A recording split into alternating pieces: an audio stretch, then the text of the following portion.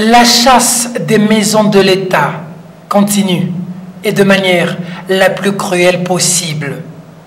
L'acteur, le metteur en scène, n'est rien d'autre que le tout-puissant ministre de l'Urbanisme et Habitat, Kokonyangi.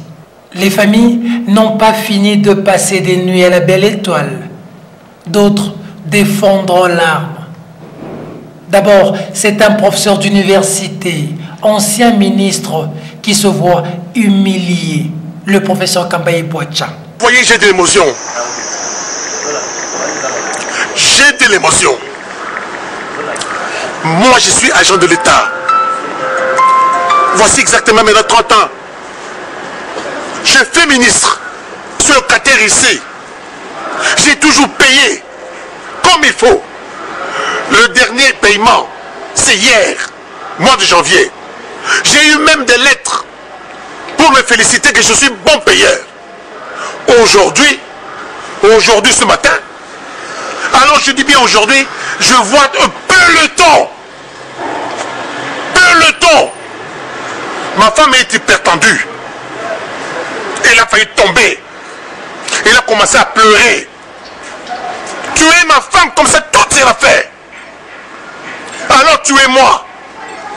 Moi, j'ai servi l'État. Je suis citoyen congolais, vous connaissez mon âge. J'ai été professeur et au primaire et au secondaire. Et à l'université. On me connaît comme il faut. On ne peut pas me faire ça. Finalement, on me montrerait un papier. On me dirait que c'est Kokonyangi. Ensuite, Bernadette Okwaolo, ancien cadre de la SNEL.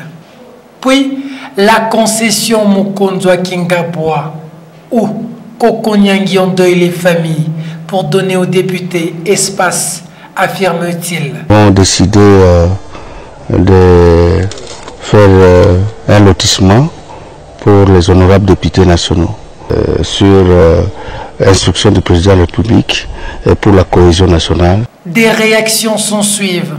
Minaku rejette l'offre, le rappel à l'ordre. Kimbuta, en tout Kinois n'y va pas parler d'eau de la cuillère. Le président nous a décidé de donner la madame maraîchère pour que la ministre ne soit pas.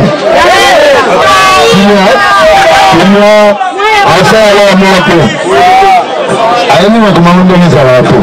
Alinameka. Asaji mkanana. Sasa kwa maana nisho ba blagana isila. Isila bonjo.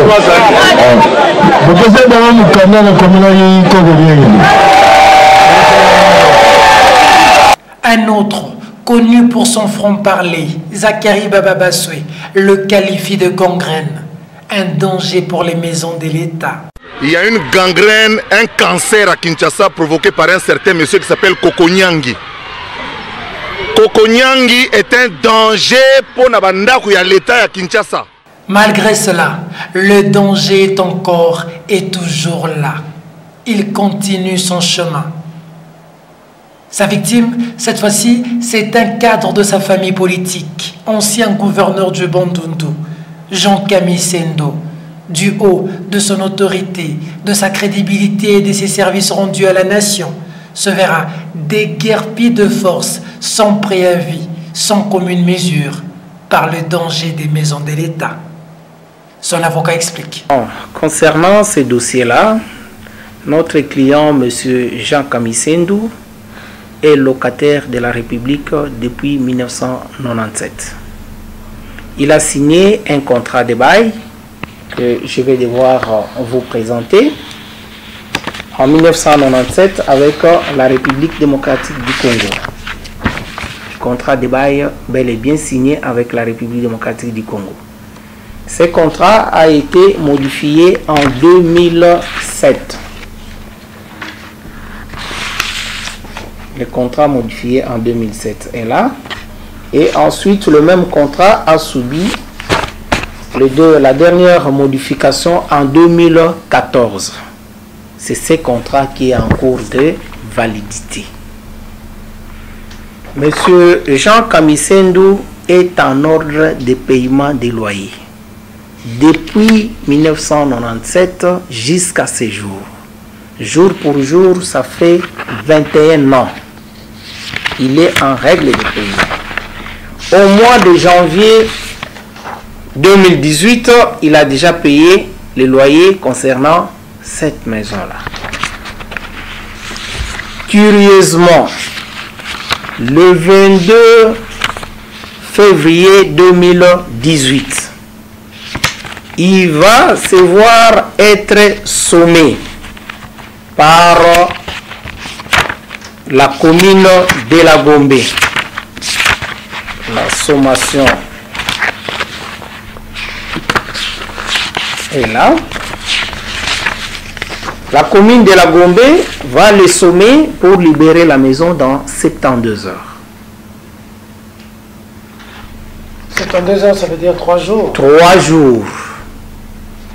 Et dès que nous avons reçu cette sommation le 22 février 2018, nous avons directement réagi en écrivant au ministre de l'Urbanisme et Habitat. Avant que vous ne réagissiez, la commune avait quel soubassement pour vous sommer de déguerpir?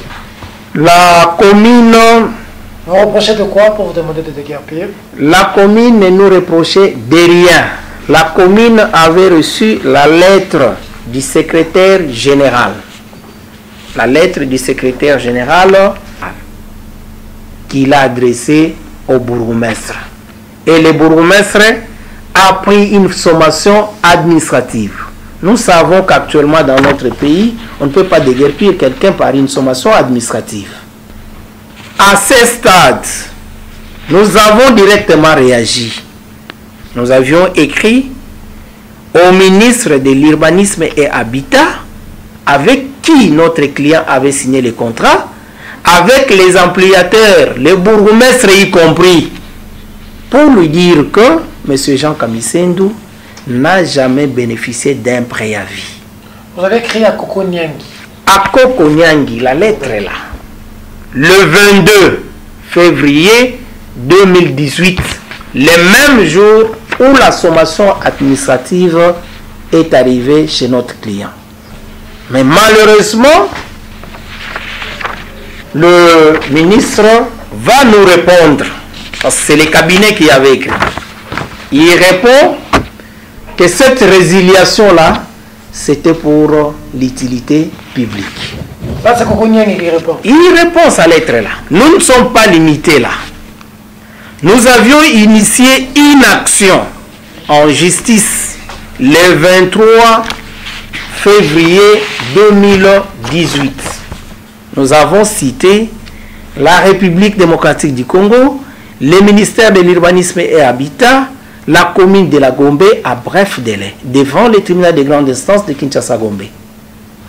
Cette assignation ou cet exploit a été notifié régulièrement et valablement au ministère de l'Urbanisme et Habitat, à la République et à la commune de la Gombe. Malheureusement, ceux qui sont censés protéger la loi, le 28 février 2018, notre client va être surpris d'un déguerpissement.